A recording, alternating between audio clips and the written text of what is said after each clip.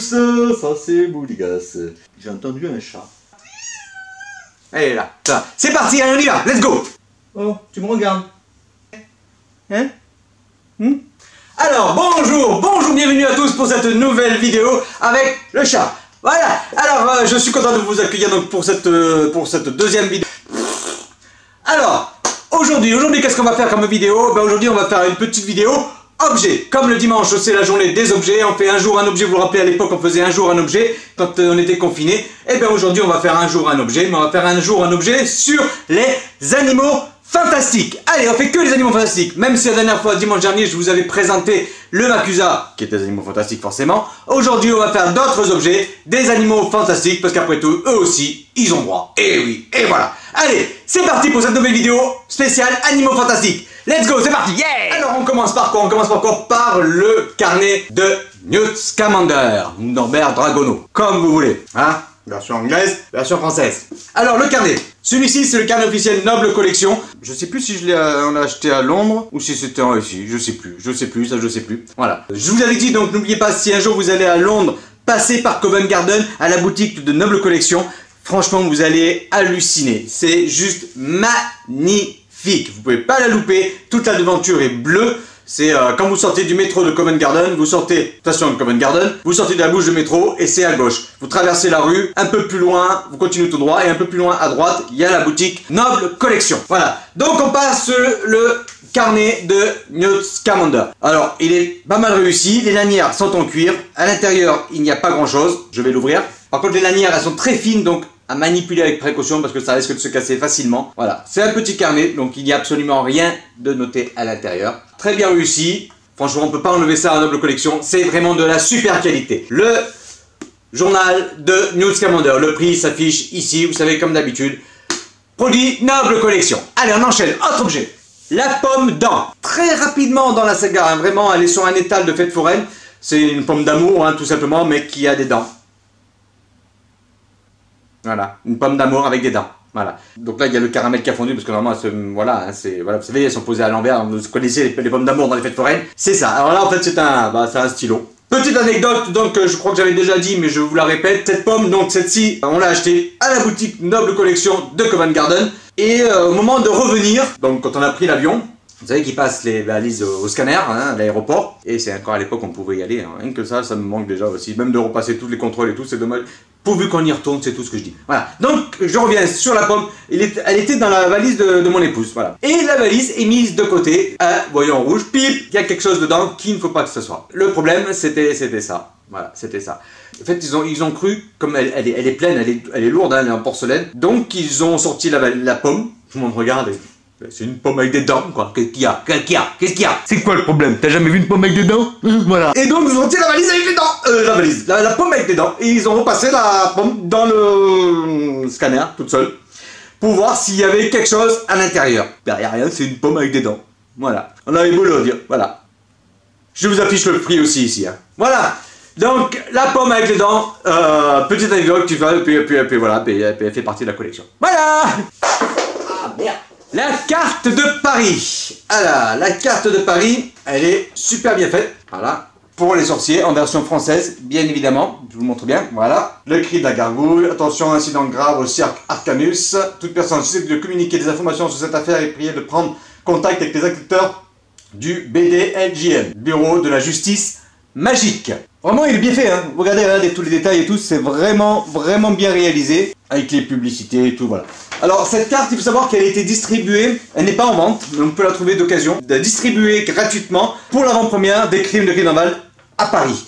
Voilà. Et donc, elle n'a jamais été mise en vente, hein, donc on l'a jamais trouvée en vente, si ce n'est que d'occasion. Et moi, bien forcément, je l'ai acheté d'occasion parce que j'étais pas à Paris.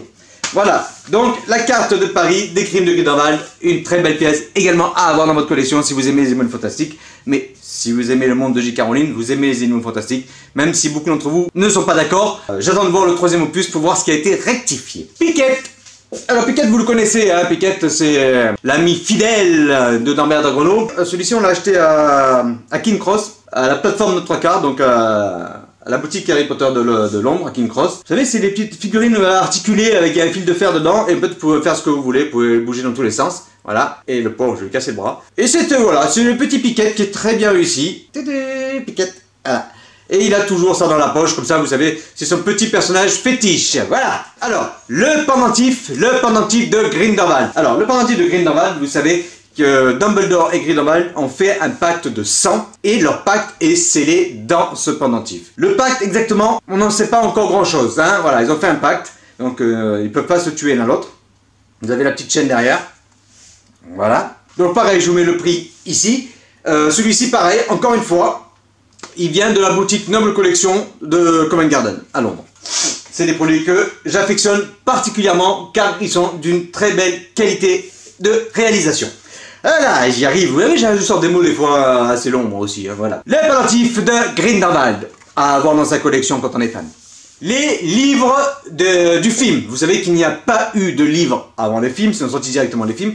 Donc ils ont sorti un peu comme Harry Potter et l'enfant maudit, c'est le scénario. Voilà, c'est le scénario. Donc j'ai la version Les Animaux Fantastiques en français et Le Crime de Grindelwald en anglais. On l'avait acheté dans une librairie à Londres directement. C'est que le texte, en fait, c'est comme un scénario. Vous avez le scénario, vous avez le scénario dans les mains. Voilà.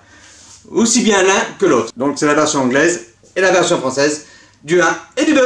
Voilà, le carrosse Lego, d'où s'évade Grindelwald au début du deuxième opus. Vous avez Grindelwald qui s'est fait la malle. Et qu'est-ce qu'elle fout là, elle? Je sais pas ce qu'elle fout là. N'importe quoi. Assez sympathique au demeurant. J'aime beaucoup les Lego. Je les ai pas tous, loin de là, hein, franchement, parce que déjà ça coûte un bras. Je sais que certains d'entre vous sont hyper fans des Lego. Moi j'en ai pas énormément. Parce que ça prend une place terrible. Mais celui-ci, ben voilà, il est sympa. De toute façon, ils existent pas d'une autre manière qu'en Lego. Donc on les a récupérés en Lego aussi. Le carrosse dans lequel ils s'évadent. Le Lego, ils font de très belles choses, hein, des fois. Vraiment, vraiment. Nifleur avec toutes ces pièces d'or, voilà. Vous savez qu'il affectionne particulièrement tout ce qui brille. Hein. Ça, c'est intéressant d'avoir un personnage comme ça, un animal comme ça. Hein, vous l'envoyez, hop, hop, hop, il récupère toutes les pièces, tout ce qui traîne, il ramène tout à la maison. C'est bien ça. En fait, ce nifleur-là, on l'a acheté... alors, je pourrais pas vous mettre le prix parce que par contre, ça, je m'en rappelle plus. On l'avait acheté à la boutique Hamleys à Londres, à Regent Street. Vous savez, c'est la boutique qui fait 4 ou 5 étages, je sais plus, c'est que des jouets. Il y a un étage qui était réservé à Harry Potter. Voilà, donc c'était Nifleur. On revient sur les Animaux Fantastiques. Le petit Nifleur en porcelaine avec ses pièces. Faut savoir une chose, c'est que les pop, il y en a tellement de pop. Voilà, ils en ressortent tout le temps. Je sais pas vous, nous on s'en est un peu lassé parce qu'en fait ça ne finit jamais. Voilà. Alors je sais pas ce que vous en pensez, il y en a qui sont fous des pop et d'autres ils ont envie de passer à autre chose. Voilà. Nous on s'en est un peu lassé parce que franchement ça en finit jamais. Ça en finit jamais, il y a toujours des pop. Donc on a dit stop au pop. Voilà, stop au pop. Voilà. La fameuse valise de Newt Scamander. Alors celle-ci je vous l'ai présentée dans une première vidéo il y a très longtemps de ça. Hein. C'est la fameuse valise, donc avec le bouton moldu, mais qui ne fonctionne pas. Normalement, il enclenche le bouton et la valise se débloque. Juste, elle s'ouvre comme ça, tac, tac. Là, vous débloquez de chaque côté, vous ouvrez et vous tombez sur son écharpe, le certificat d'authenticité, enfin, voilà, des documents qu'il y avait dedans. Et si vous fermez la valise et que vous actionnez ce petit loquet-là, c'est pas facile d'une main, hein, vous ouvrez et il n'y a plus rien à l'intérieur. Voilà, vous savez que c'est le passage. Donc, un côté pour les moldus, un côté pour la magie des Animaux Fantastiques. Voilà, c'est la superbe valise. Elle est magnifique. Ça, c'est un objet, la fameuse valise de Newt Scamander, ciné réplica. Voilà, je vous mettrai le prix également ici.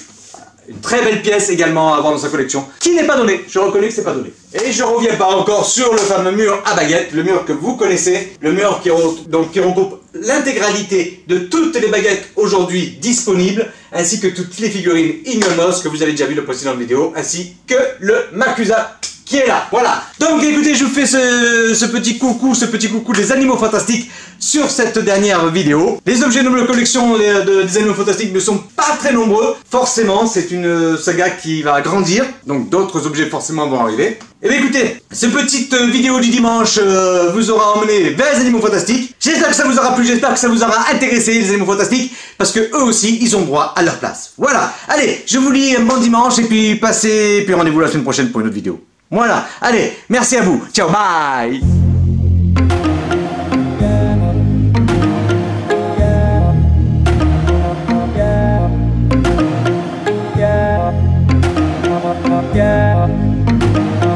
Ah oui, si vous n'êtes pas abonné, abonnez-vous. Hein. Et puis un petit pouce bleu, et puis voilà, hein.